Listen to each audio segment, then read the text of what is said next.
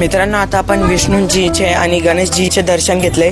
आता इथे एक पार्वती मंदिर आहे, आता आपण त्याचे सुद्धा दर्शन घेऊया. मित्रांनो, हे मंदिर 1200 वर्षापूर्वी बनवलं गेलं होतं आणि या मंदिराची स्थापना राव गोविंद यांनी केली होती आणि या मंदिराचे नाव गोविंद ईश्वर असे ठेवले गेलेले होते. नमस्कार मित्रांनो, स्वागत आहे तुमचं माझ्या युट्यूब चॅनलमध्ये अनुज मराठी.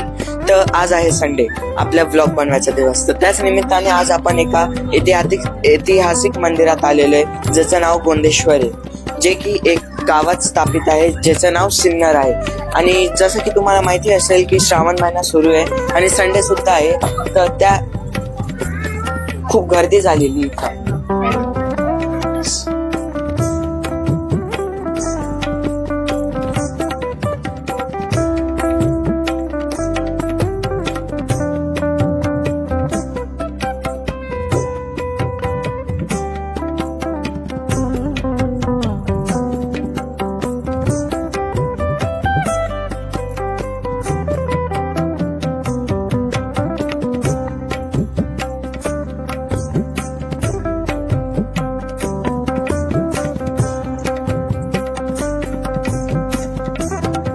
मित्रांनो, आता आपण मंदिराच्या परिसरात आलोय आणि तुम्ही बघू शकता हे पिरॅमिड फॉर्म मध्ये बनवलेलं आहे आणि मध्ये एक मंदिर आहे आणि चारी बाजूला वेगळे मंदिर आहे, म्हणजे हे पंचायतन फॉर्म मध्ये बनवले गेलेले आहे. आणि जर तुम्ही इथली कलाकारी बघाल तर प्रत्येक मूर्तीला एकदम स्ट्रोकने ड्रॉ केले गेलेले आहे आणि कलाकृती तुम्ही बघू शकता किती भारी आहे.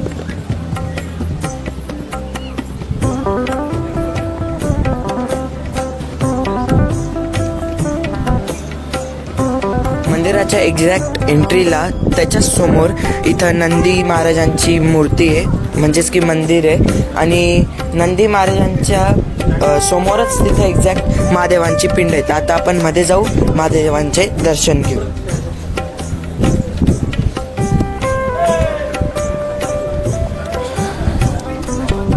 तर चला आता आपण महादेवांच्या पिंडीचे दर्शन घेऊ.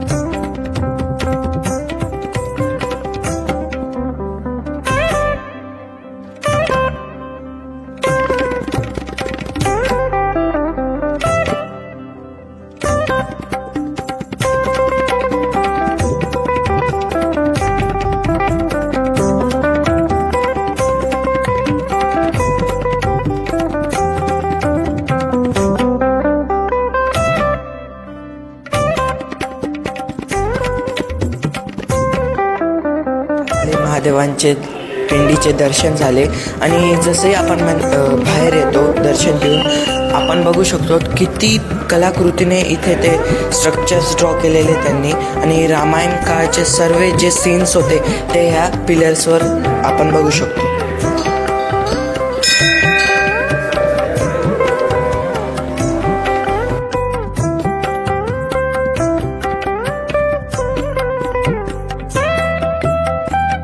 मित्रांनो, हे मंदिर 1200 वर्षापूर्वी बनवलं गेलं होतं आणि या मंदिराची स्थापना राव गोविंद यांनी केली होती आणि या मंदिराचे नाव गोविंद ईश्वर असे ठेवले गेलेले होते. कालांतराने शब्दभ्रंश होऊन या मंदिराचे नाव गोंदेश्वर झाले. इथं उजव्या बाजूला विष्णू मंदिर आहे आणि डाव्या बाजूला गणपती बाप्पांचं मंदिर आहे. तर आता आपण दर्शन घेऊया.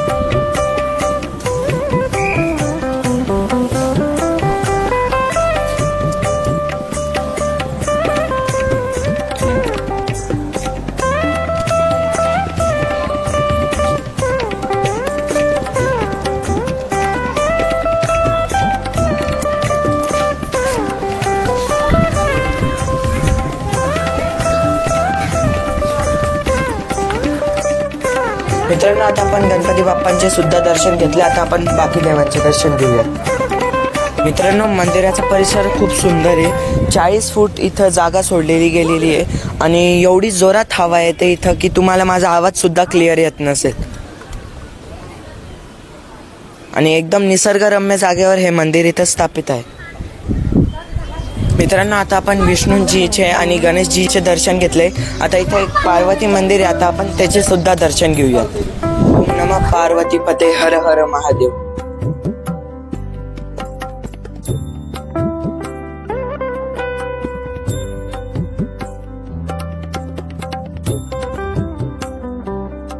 मंदिराच्या गाभाऱ्यातील हे चौथं मंदिर, ज्याचे नाव सूर्य मंदिर आहे.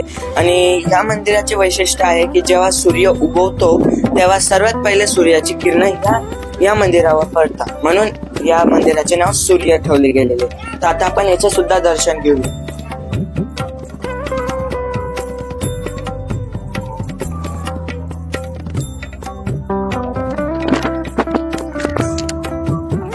मित्रांनो, जसं की मी तुम्हाला सांगितलं की हे मंदिर हेमाडपंथी बनवलं गेलेलं आहे आणि लॉक मेकॅनिझम यूज करून बनवलं गेलेलं आहे, म्हणजे की सिमेंटने वापरलेलं आहे या मंदिराला बनवण्यासाठी. आता मी तुम्हाला काही ग्लिम्सेस दाखवतो, ते एन्जॉय करा.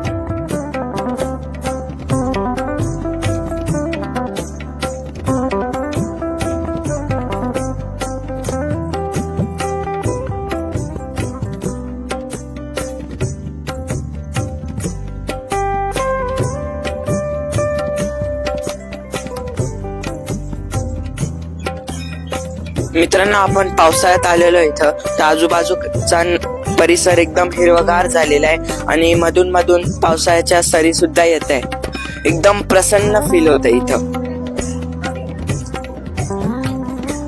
आणि इथं जे पण आपण पूजा करतो पिंडाची, ते सर्व पाणी मगरमच्छच्या तोंडातून येऊन इथून जातं, सर्व शेतांकडे जातं. म्हणजे त्या टायमाला सुद्धा एवढा विचार केला जायचा याचा आपण अंदाज लावू शकतो. आज माझ्यासोबत माझा एक छोटासा फ्रेंड पण आला होता, अदू. त्याला सुद्धा इथं खूप मजा आली. मंदिराच्या गाभाऱ्यात पण तो खूप फिरत होता, त्याला खूप आनंद होत होता. अशा काय कर त्याचं लक्ष नाही.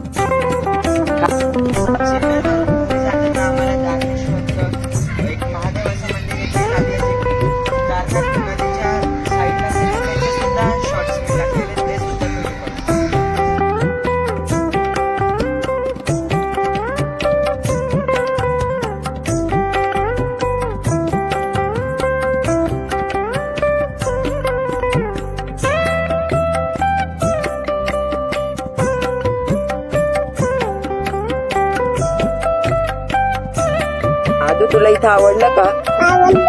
आवडलं. खूप तुम्हाला आजचा ब्लॉग आवडला असेल. जर आवडला तर लाईक करा, शेअर करा, सबस्क्राईब करा. भेटूयात अशाच नेक्स्ट ब्लॉग मध्ये. Bye bye.